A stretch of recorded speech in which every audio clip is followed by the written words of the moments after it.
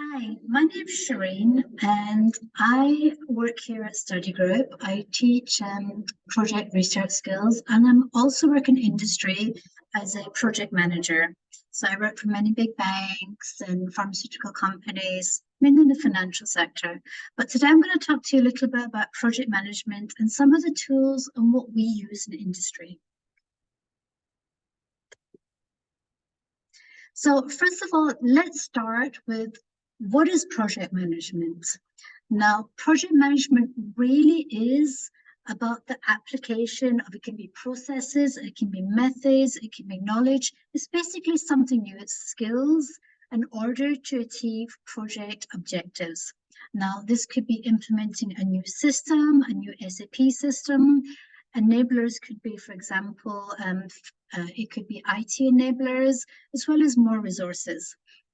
Now, when you talk about project management, you always tend to be bound by three key points. Number one is that projects, they're always time bound. They don't carry on forever. They have a start date and they have an end date. The second one is cost. Cost is really important. You have a defined cost and costs within certain parameters. And the third thing is quality. Things have got to be done to a certain quality. It's not good enough just to do something, leave it and move on. We look at then what is a project. Now, a project really is a set of tasks in order to achieve the project outcome or project goal. Now, depending on the size or scope of the project, this can be as big or as small as you want. It can be very complex, or it can be very elaborate, or it can be quite simple. Now, all projects, they tend to be broken down into small chunks. So they're broken down into small tasks or milestones, and these are things that have to be achieved in order for you to fulfill your project objective. All right. So business, I said it could be like implementing a new HR system or a new finance system. You have one system, it's a bit old now, so we're going to a new system which is more efficient, or has more functionality. And this may involve different processes as well that's got to be learned. If you think of in a university section, universities, it could be like implementing a new exam paper checking process. So it really could be anything. It's something new that you're introducing until it becomes business as usual.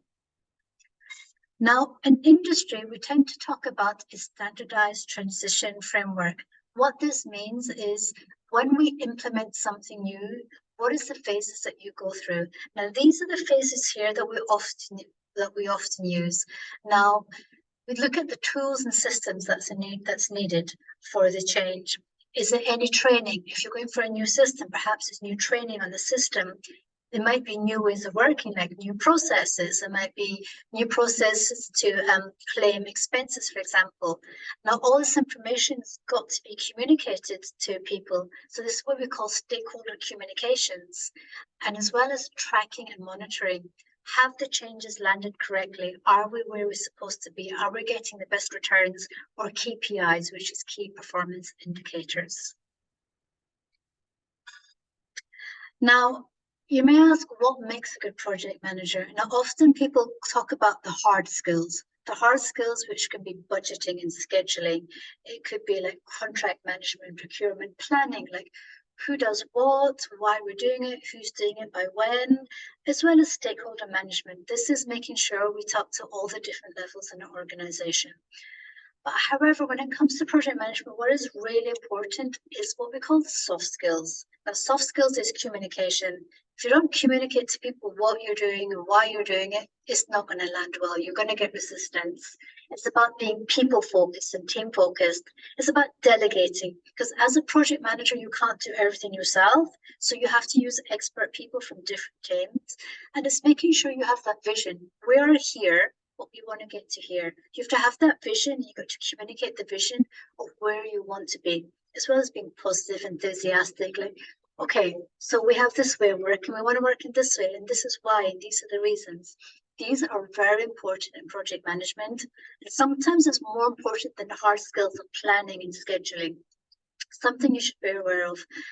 Now, you may see when it comes to project management, sometimes organizations would like to use Gantt charts. Now, this is a very simplified one. Now, a Gantt chart or a project timeline what it really entails is the dates and the phases. These are the chunks we were talking about, the phases of when things have got to be done by. So this is an example of something that I've used in industry before, and it involved a restructure of people. All right, so some people were losing their jobs, some jobs were going overseas, and this involved a new way of working and new processes as well. So you can start with preparation. What do we have to do? Do we have to get our systems in place? Do we have to speak to HR? An announcement, what we're doing and why we're doing it, and by when we hope to complete this by. And then you can see, you can break that down to different chunks.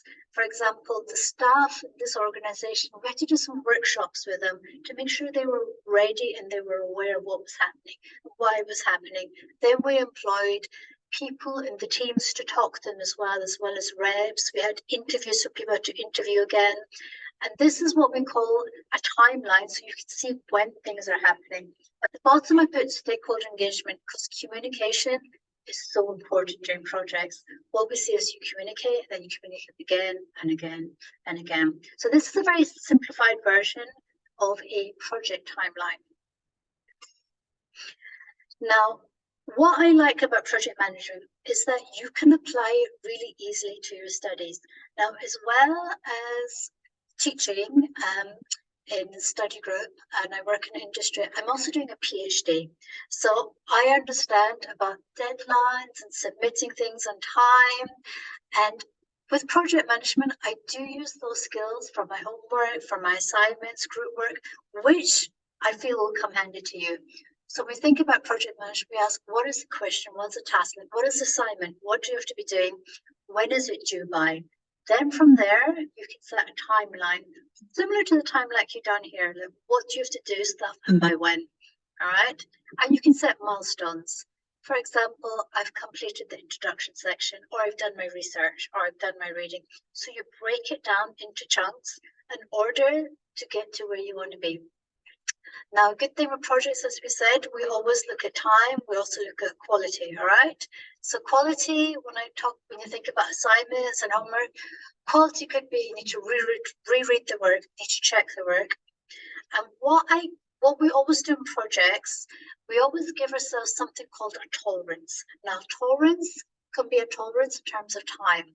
So if you think in terms of I have an assignment that's due in April, and it's going to be due on the 15th of April. So I'm not going to finish it on the 14th of April. I'm going to finish the 10th of April in case something goes wrong, in case I get ill or I'm going on holiday or whatever. So you're giving myself that little bit of time, and that's what we call tolerance.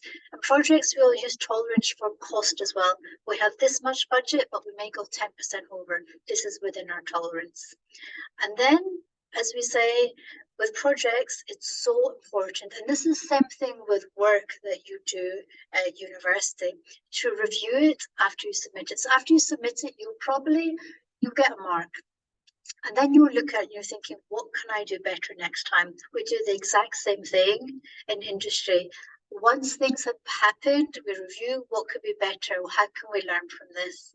So when we think about projects, as I said, we're breaking things down. We're working, I guess, in a way, we're reverse engineering, but we're working towards an end product by doing small tasks.